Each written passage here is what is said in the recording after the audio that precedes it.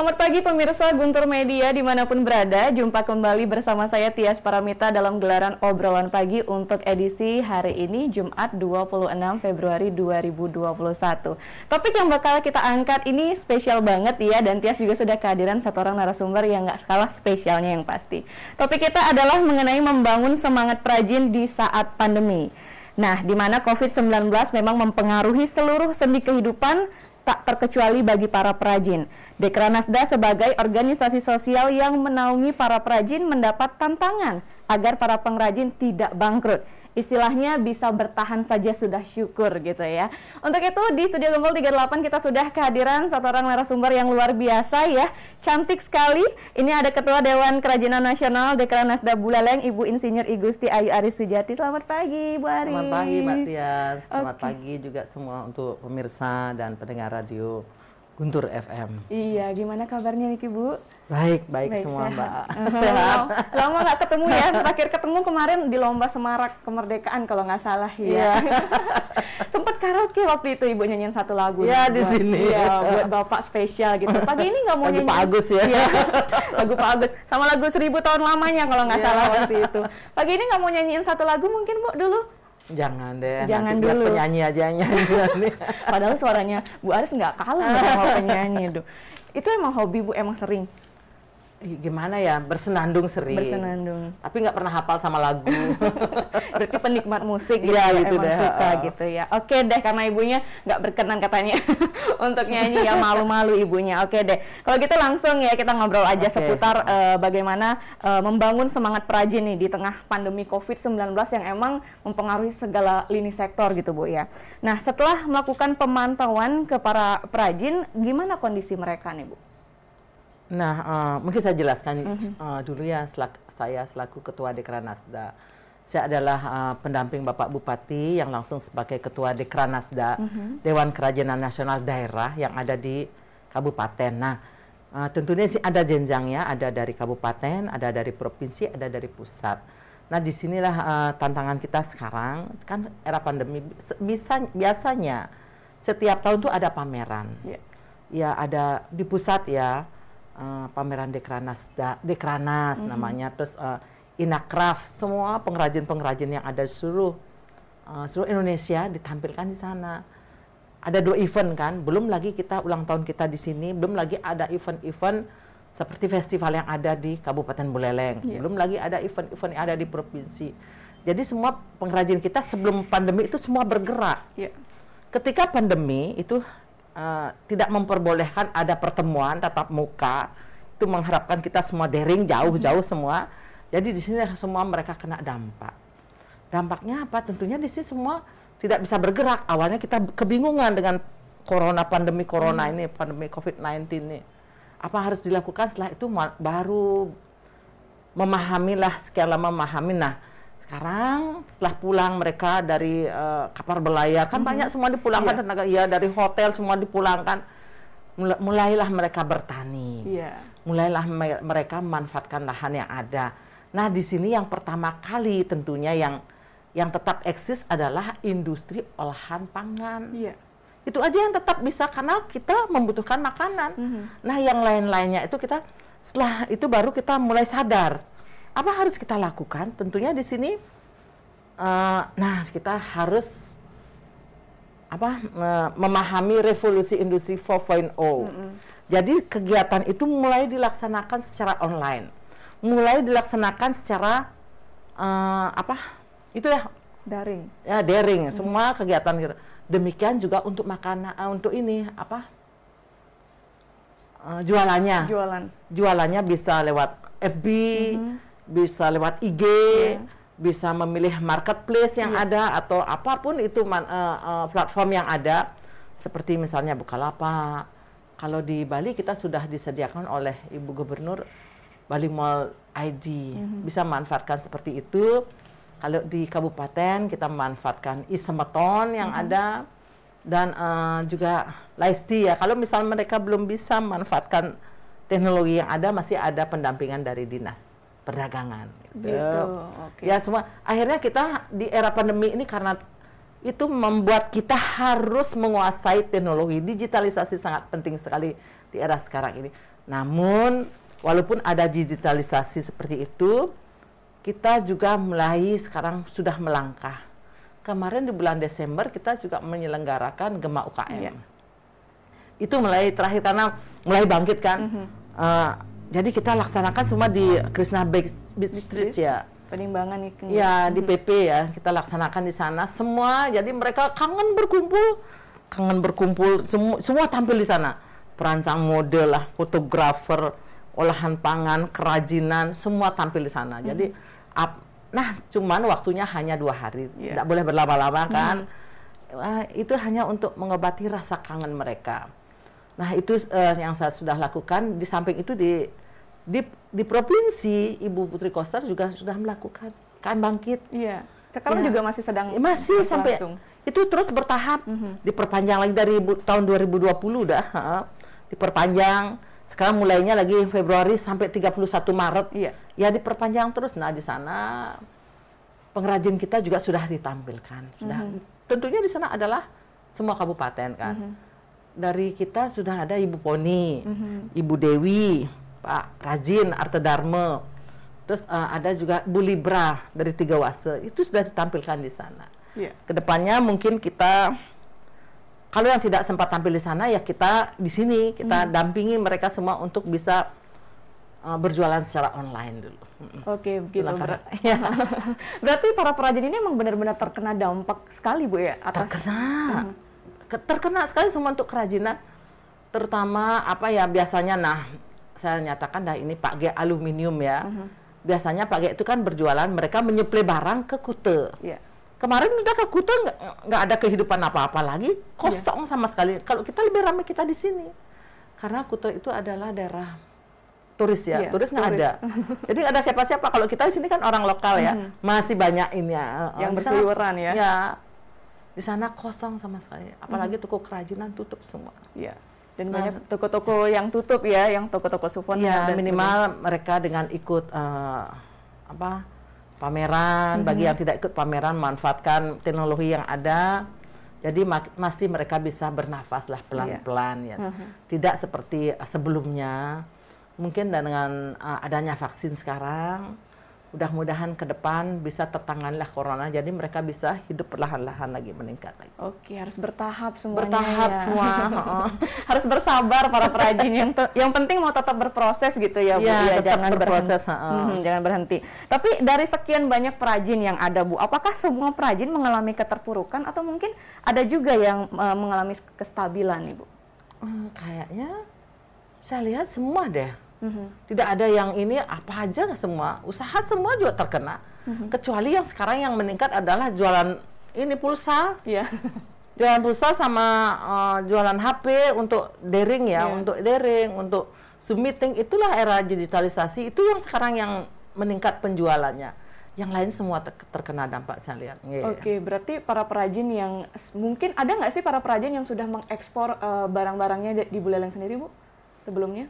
Mengekspor, saya rasa masih kalau itu belum saya tahu ya. Karena ekspor itu kan ada kewenangan di provinsi, saya belum pernah juga melihat nanti. Cuman sekarang kalau masih dalam skala nasional. Masih dalam skala nasional gitu. Apakah berarti itu terganggu juga, Bu ya? Terganggu semua. Sampai Perak terganggu. Nah, usaha saya sekarang tentunya masih tetap saya yang sering memesan untuk songket, untuk bros seperti ini pada pengrajin kita, apapun ya, hal-hal yang kecil biar bisa mereka hidup aja untuk anak-anaknya. Kadang mereka beralih juga dari pengrajin perak sekarang jadi warung. Ya beralih semua. Gimana caranya biar bertahan hidup, biar bisa hidup. Ya cuma sekarang mungkin pengrajin endek, songket itu mulai bergerak lagi dengan adanya surat edaran Bapak Gubernur ya. Nomor 4 tahun 2021 kemarin diberlakukan mulai tanggal 23 Februari. Kemarin kita sudah juga melaksanakan webinar antara DPD dengan DPC. Kita juga sudah lakukan langkah-langkah semua sosialisasi. Ayo kita pergunakan endek. Mudah-mudahan dengan adanya seperti ini, sebelumnya sih sudah mempergunakan endek kita kan sudah sering ya Mbak ya. Cuman sekarang endek itu mulai mendapat penguatan hukum, penguatan regulasi dari Bapak Gubernur. Jadi dengan penggunaan endek ini diharuskan setiap hari Selasa. Iya. Sebagai bagi instansi vertikal loh, jangan salah ya. Instansi vertikal, kelembagaan yang ada, bupati dan wali kota seluruh Bali. Bukan untuk kalangan masyarakat umum. Kalau masyarakat umum misalnya petani, kalau ada endek kan tidak nyaman mereka kerja, nyangkul sama pakai endek. Siapa tahu nanti petaninya ada kundangan pakai endek, boleh gitu loh. Dan sebagai bentuk cinta terhadap produk lokal yang pasti Bu ya. Iya, itu dah. Berarti di era pandemi seperti sekarang ini para perajin ini dituntut untuk lebih kreatif juga dong Bu ya. Iya. Mereka dituntut lebih. Nah, di sinilah mereka saatnya untuk introspeksi diri ya. Introspeksi, satu, mereka memanfaatkan media sosial yang ada. Dua, mereka lebih mengembangkan nanti desain-desain yang ada. Tentunya karena banyak waktu kan, lebih banyak waktu, mereka sebenarnya bisa berkreasi lagi. Apa yang harus dilakukan itu sebenarnya langkah-langkahnya. Berarti harus ikut perkembangan zaman gitu ya. Harus, mau tidak mau harus itu Mbak ya. Nanti kalau tidak, kita akan tinggalkan. Karena ini akan cepat sekali berkembang. Apalagi ini posting ini nanti yang lain sudah bisa jiplak kan. Hakinya sangat diperlukan sekali sini. Bener. Jadi yang dulunya mungkin masih males belajar ya digital, sekarang mau nggak mau kalau emang mau laris jualannya harus gitu Bu ya. Tentunya kalau ditunjang oleh foto yang bagus juga ya, fotografer ya, fotografinya harus bagus. Bagaimana mereka tampilan produknya membuat orang ini kan di media ya, media sosial, jadi mereka buka, cantik banget nih, dan dengan cantik, jadi mereka ingin tertarik untuk berbelanja. Kalau tampilannya sudah jelek, ini gimana orang bisa pengen belanja gitu. Itu ditunjang lagi dengan teknologi fotografi. Nah lalu apa saja yang sudah dilakukan oleh Dekranasda Buleleng Bu? Kalau yang seperti Ibu bilang kan Desember kemarin udah buat Gema UKM gitu ya. Mungkin kegiatan-kegiatan yang lain dilakukan? Kalau Gema UKM sudah sekarang kita sebenarnya inilah berkolaborasi dengan dinas ya, dinas perdagangan, perindustrian, koperasi dan UKM itu namanya, mengadakan pendampingan kepada pengrajin pengusaha kita IKM, industri kecil menengah dan usaha kecil menengah, itu semua kita diajarkan di sana bagaimana langkah-langkah pergunakan media sosial yang ada, bagaimana cara-caranya untuk berjualan, bagaimana cara memanfaatkan platform yang ada atau marketplace yang ada, semua diberikan pendampingan. Bagaimana memanfaatkan, tentunya dibarengi dengan foto-foto yang bagus. Bagaimana langkah-langkahnya, sekarang pengrajin kita sudah di Bali Mall Go ID sudah ada Bu Poni, Pak G, Pak siapa namanya, udah 5 yang pergunakan. Manfaat, masih terus bertahap berarti ya untuk kedepannya. Mbak, semua bertahap karena kan kaget mereka. Tapi harus kaget dan jumlahnya banyak, nggak mungkin bisa sekaligus seperti itu. Pendampingan itu selalu ada dari dinas. Pendampingan dan pembinaan yang pasti gitu ya, nggak dilepas tangankan begitu saja. Selalu ada pendampingan. Nah lalu apakah ada stimulus nih yang diberikan kepada para perajin kita Bu? Untuk saat ini kan ya sebatas itu aja Mbak, belum ada apa-apa lagi. Kalau misalnya stimulus itu kan ada rangsangan-rangsangan apa, bantuan-bantuan apa ya. Kalau sekarang mungkin kalau saya selaku anggota DPRD Provinsi Bali, tentunya saya bisa berikan adalah dalam bentuk hibah. Seperti misalnya 3 Wase itu ya. 3 Wase kita berikan alat untuk memecah bambu. Biar tidak manual lagi, kita berikan seperti itu nanti ke depannya. Apapun kita akan berikan lewat bantuan hibah. Jadi Bu Aris ini emang aktif, produktif sekali ya. Selain mendampingi. Salah satu cara kita untuk bisa membantu mereka ya dari sana aja. Kelompok-kelompoknya kita misalnya untuk meningkatkan ekonomi pedesaan misalnya, nanti ke depannya kita berikan bantuan bantuan ternak untuk kelompok ternak. KWT kita sasar itu sebenarnya. Posisi kita jalani. Banyak sekali kayaknya kegiatannya Bu Aris ya, udah dampingin Bapak, jadi ketua Dekranasda, jadi anggota DPRD Bali juga. Waduh, luar biasa. Inilah namanya Wonder Woman. Ya, biar bisa juga membantu masyarakat, Mbak. Dari sisi mana kita bisa bantu? Misalnya enggak bisa dari itu, ya dari pendampingan. Kalau enggak ya dari membelilah gitu. Perlahan-lahan kita biar adalah mereka untuk makannya. Nah, Gubernur kita kan baru saja mengeluarkan surat edaran nih tentang pemakaian endek. Tadi juga Ibu sempat menyinggungnya ini. Nah, bagaimana respon para perajin endek kita, Bu, di Buleleng? Kalau respon para pengrajin itu mereka sangat antusias. Jadi mereka akan kembali beraktivitas. Tentunya di sana bertahap juga nanti akan berjalan. Daya beli masyarakat kan masih kecil, Mbak. PNS juga mulai tunjangan-tunjangan itu kan nggak ada lagi kan. Sekarang ya minimal perlahan-lahan ada keharusan untuk mempergunakan endak di hari Selasa. Apalagi dengan adanya hari Kamis juga berbusana adat Bali, tentunya kita mempergunakanlah industri-industri yang ada di Bali, bukan mempergunakan endak print-printan, bukan mempergunakan endak yang produksi dari luar. Kita bangkitkan industri endak yang ada di Provinsi Bali, terutama ya khususnya di Kabupaten Buleleng lah kita cintai produk kita untuk Kabupaten Buleleng. Oke, nah terus gimana cara Ibu misalnya mengedukasi masyarakat gitu ya, mungkin yang masih banyak memilih membeli endek yang printan, tadi kan Ibu sudah singgung juga. Sejauh ini sih sebenarnya langkah-langkah itu kan ada regulasi dari dari pedagang juga harus kita sentuh biar tidak berjualan seperti itu, hati nuraninya kita ketuk sekarang. Kalau misalnya sekarang kan ada songket bordir ya. Sudah diedukasi juga Ibu oleh Ketua Dekranasda Provinsi Bali, itu jangan dipergunakan untuk kamen, biar tidak mematikan industri pengrajin songket yang ada di kita. Boleh dipergunakan tetapi untuk baju, untuk jaket lah, itu kita bukan untuk kamen. Oke, jadi langkah-langkah itu sebenarnya sudah dilakukan dari dahulu. Sekarang lebih digiatkan lagi oleh Ketua Dekranasda Provinsi Bali. Dan kita juga tentunya seiring sejalan ya, dari atas kita sama juga seperti ini, kita manfaatkan juga informasi yang itu untuk mengedukasi masyarakat yang ada di bawahnya. Oke, berarti untuk PNS-PNS yang ada di lingkup Pemkab Buleleng semuanya pakai endek asli, maksudnya bukan printan gitu ya Bu ya? Ya, kita kan sudah, kalau di Buleleng sudah ada sebenarnya endek singa. Iya.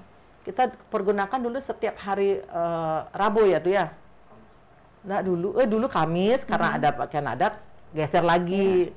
Hari Rabu kita pakai baju putih, sekarang hari Selasa endek, nanti akan dicarikan lagi kapan. Kalau udah ada hari Selasa, itu bisa dipergunakan lagi. Nah, untuk endeknya sendiri, setiap daerah itu kan punya keunikan masing-masing gitu ya Bu ya? Iya, untuk seragaman misalnya saya katakan, kalau di Buleleng kita sudah punya endek singa, kalau di Bandung ada endek keris lagi. Masing-masing daerah punya, dan untuk endek di sini juga kita bagus-bagus kualitasnya kok. Nggak kalah. Ada sentra-sentranya seperti di Sinabun ada pengrajinnya. Berdikari juga kan paling bagus tuh kualitasnya. Belum lagi di Kalianget yang dikatakan endek Banjar tuh di Kalianget. Belum lagi yang lainnya kayak jumbutan tuh Mbak, di mana-mana ada sebenarnya. Mungkin sekarang masalah pewarnaan biar tidak luntur itu sudah diberikan pelajaran sebenarnya, pembelajaran kepada mereka agar tidak luntur, itu sudah diberikan. Saya harapkan mereka untuk tetap belajar agar kualitas produksi mereka lebih bagus lagi. Oke, nah untuk perajin endeknya sendiri, apakah perajin endek di Buleleng ini jumlahnya makin minim sekarang Bu atau gimana? Sebenarnya dengan adanya pesanan sekarang tuh masih juga stuck Mbak, stuck ya. Untuk anak-anak muda itu tidak ada yang mau belajar, ya tidak ada yang mau belajar. Jadi sekarang diharapkan kemarin pada saat webinar, mungkin untuk SMK-nya ada nanti jurusan untuk membuat endek. Ya, diharapkan seperti itu. Kalau kita tidak mulai dari anak muda, kapan lagi nanti tidak ada yang bisa nenun, tidak ada yang bisa membuat motif. Kan sama saja jadinya. Itu diharapkan ke depannya ada SMK yang nanti ada jurusan untuk buat endek. Iya gitu, emang benar harus generasi mudanya harus aktif juga ya. Biar jangan sampai nanti punah kayak. Iya benar. Kalau sekarang sudah bagus sih, sudah bagus perkembangannya, tapi masih generasi yang seusia saya. Ya, yang muda-muda nggak mau, lebih baik mereka jualan HP, di gerai-gerai HP atau di mana biar dapat mejek. Biar dapat make up gitu ya, tampil cantik. Padahal nggak kalah cantik kalau jadi perajin ya. Kalau mau bisa tetap eksis dengan menggunakan media sosial kan, promosi juga.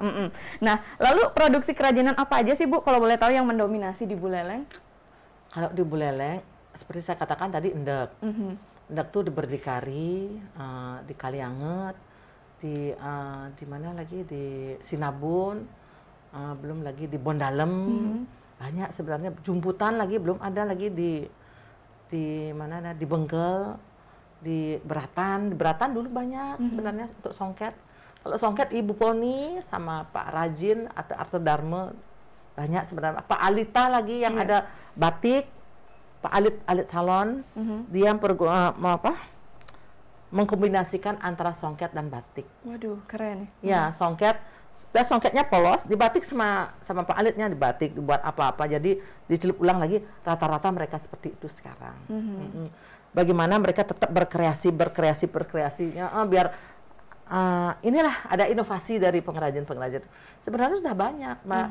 Bentuk kreativitasnya ya? Iya, dan Ndok Belelang juga mendapat apresiasi yang positif dari Denpasar. Wah, dari mana nih belelang bagus sekali, belelang bagus sekali, banyak mereka sebenarnya yang pengen. Iya, oke. Semoga sih nanti bisa ikut pegelaran busana di internasional juga, dulu kan ada ya, tapi yang di Dior. Semoga bisa menyusul. Ya, yang penting Bali dulu, Mbak. Nanti Bali kita pasti ikutan lagi. Ini berarti stimulus positif juga ya, dalam artian untuk mau membuat para perajin ini bersaing, gimana menunjukkan karya yang terbaik dari mereka. Selain Anda, kerajinan apa mungkin yang juga mendominasi di Belelang? Itu ada kerajinan bambu. Kerajinan bambu itu di daerah Tiga Wase, Pedaul. Iya. Mereka industri rumah, semua rata-rata rumah tuh bisa menganyam. Di samping itu ada juga perak. Perak itu ada di Petandakan, ada di Nagasepe, ada di Beratan. Itu kalau perak di sini desainnya ini Mbak limited edition lah. Iya. Ya beda sama perak-perak yang lainnya beda.